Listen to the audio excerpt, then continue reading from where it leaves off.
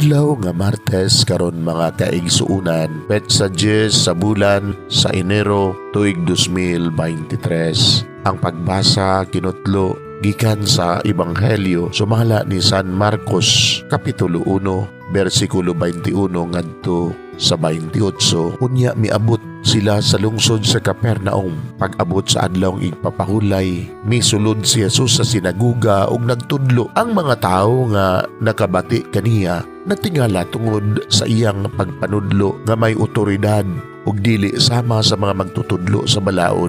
Unya may tao nga giyawaan ug misulod sa sinaguga ug misinggit, "Unsay imong tuyo kanamo, Jesus nga Nazaretnon? Mianhi ka baron paglaglag kanamo? Nakaila ako nga ikaw mao ang balaang sinugo sa Dios." Apan gipadlong ni Jesus ang yawa. "Hilom, gula niya ng tawhana." Gipakurog sa yawa ang tao. Unya misinggit kinig kusog ug migula. Hilabihang kay bulong sa mga tao nga nagpangutan-anay, "Unsa ba kini bag-ong pagtulunan? Kining tawhana nga adunay gahom sa pagsugo sa mga yawa ug sila mutuman kaniya." Busa mikaylap dayon sa tanang dapit sa Galilea ang balita mahitungod kang Jesus. Mga igsoon ang Ebanghelyo sa Ginoo. Daygon ikaw o Kristo.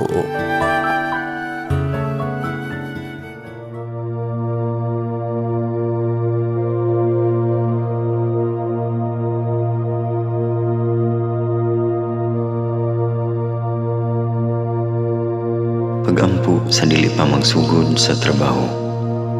Magampo kita sa ngalan samahan sa Anak ug sa Espiritu Santo. Amen.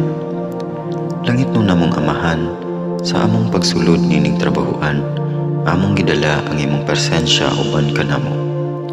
Among gipamulong ang imong kalinaw, imong grasya, imong kaluoy, ug ang imong perpektong hanay sa among mga trabaho. Among gipadayag ang imong gahom labaw sa tanan, diha sa mga butang nga among mahimo, masulti, mahuna-unaan, ug mahukman sulod nining adlaw. Ginoo, nagapasalamat kami sa gasa sa kinabuhi niining bagong adlaw, niining kahigayunan nga kami nakasulod sa trabaho ug mamahimong parte niining nga grupo. Salamat sa mga gasa nga imong gitugyan kanamo. Hamong gamiton kini diha sa pagimaya kanimo. Hatagi kami sa kusog ug kadasig sa pagbuhat sa among mga trabaho. Panalangini ang among mga proyekto, mga ideya ug kusog, aron sa ingon bisan sa pinakagamay namong mga kalampusan, magahatag kini sa imong himaya. Ubani kami Ginoo sa among pagtrabaho nining adlaw. Puna kini nga lugar sa inspirasyon ug kusog. Tabangi kami nga magtrabaho isip usa ka grupo nga mapakita sa usag-usa ang kamaayo. Himuha kami nga maayo nga makabot namo ang mga butang nga kinahanglan namong buhaton. Himuha kini nga lugar nga puno sa kalipay ug panagigalaay. Ug kamugaway ug kalinaw ang mapatigbabaw niining dapita. Ginoo, kung kami anaa sa kalibog, giyahi kami. Kung kami muwadaan sa kadasig ug paglaom, dasiga kami.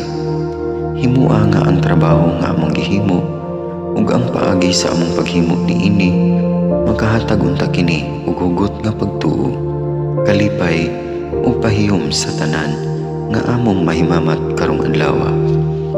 Panalangini ang among mga pamilya, among Pinoy-anan, among nasod.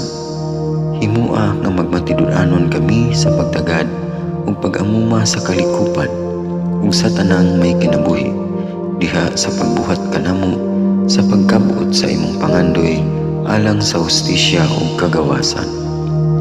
O Ginoo, sa among pagbiya nining lugara, tagay kami sa imong panalangin ug kaluoy sa among pagbiyahe. Panalangini ang among mga pamilya ug Pinoy-anan nga anaon ta sa maayong kahimtang sama sa among pagbiya kanila. Ginoo, salamat sa tanang butang nga imong nabuhat, sa tanang butang nga imong gibuhat, ug sa tanang butang nga imong buhaton pa. Sa ngalan ni Jesus, among giampo diha sa tumang pagigugma ug pagpasalamat. Amen. Sa ngalan samahan, sa Anak ug sa Espiritu Santo. Amen.